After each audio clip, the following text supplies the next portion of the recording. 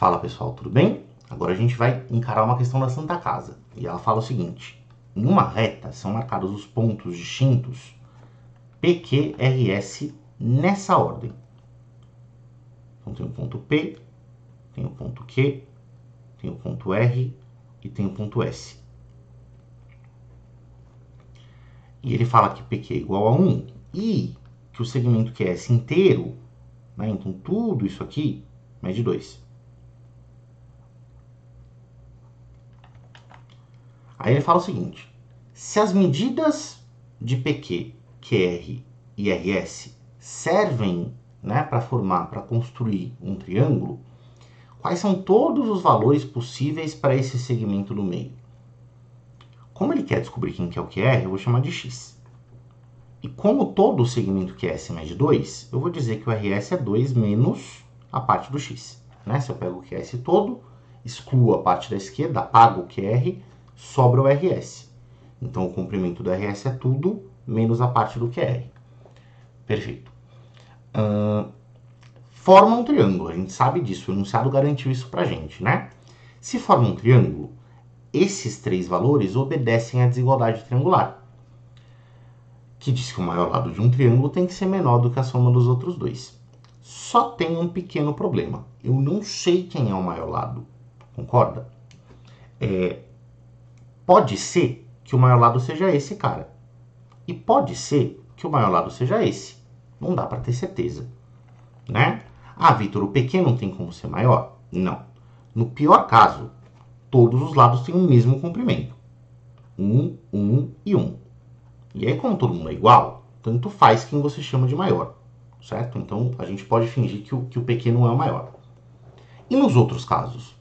Bom, se esse cara, né, para que o PQ seja maior, eu preciso diminuir o tamanho dos dois. Só que se eu diminuir o tamanho desse, por exemplo, como a soma dos dois é 2, então o tamanho do outro teria que aumentar para compensar, né, o que eu tirei do QR.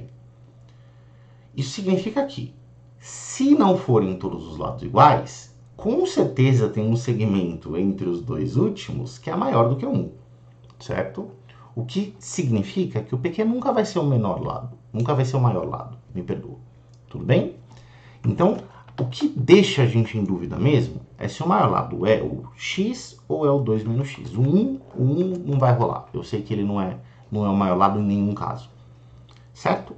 E como eu não tenho certeza de qual é o maior lado, eu preciso verificar para as duas possibilidades. Então, se o QR for maior, aí o que teria que acontecer é que x, que é a medida desse grandão, teria que ser menor do que a soma dos outros dois. Que 1, que é a medida do PQ, mais 2 menos x, que é a medida do outro. Certo? Isso equivale a dizer, passa o x para cá, que 2x é menor do que 3, ou que, se você preferir, o x é menor do que 3 sobre 2. Então, para a situação em que o QR é maior, eu preciso que o x seja menor do que 3 sobre 2 para que isso aconteça. Mas essa não é a única possibilidade. Pode acontecer de o RS ser maior, né? O RS sendo maior, eu preciso que o 2 menos x, que seria o lado grande, seja menor do que a soma dos outros dois. Então eu vou jogar esse x para lá e os números para cá.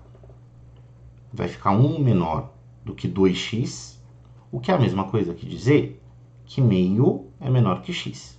Passa o 2 dividindo para a esquerda. Então presta atenção. O x tem que ser menor do que 3 sobre 2. E aqui está falando que meio é menor do que x, o que é a mesma coisa que dizer que o x é maior do que meio. Juntando essas duas expressões em uma coisa só, eu tenho que meio tem que ser menor do que x, e aqui o x tem que ser menor do que 3 sobre 2. Ou seja, um intervalo de valores no qual esse x tem que estar encaixado é meio aberto, né? Esse é o começo do intervalo que funciona para o x, até o 3 sobre 2 aberto também. Então o x está encaixado entre esses dois números e o intervalo é aberto porque o x não pode ser igual às extremidades, O x tem que ser maior do que o meio, não pode ser igual, e menor do que 3 sobre 2, não pode ser igual. Isso significa que a resposta desse exercício é o item B de bola. Beleza? Espero que você tenha entendido.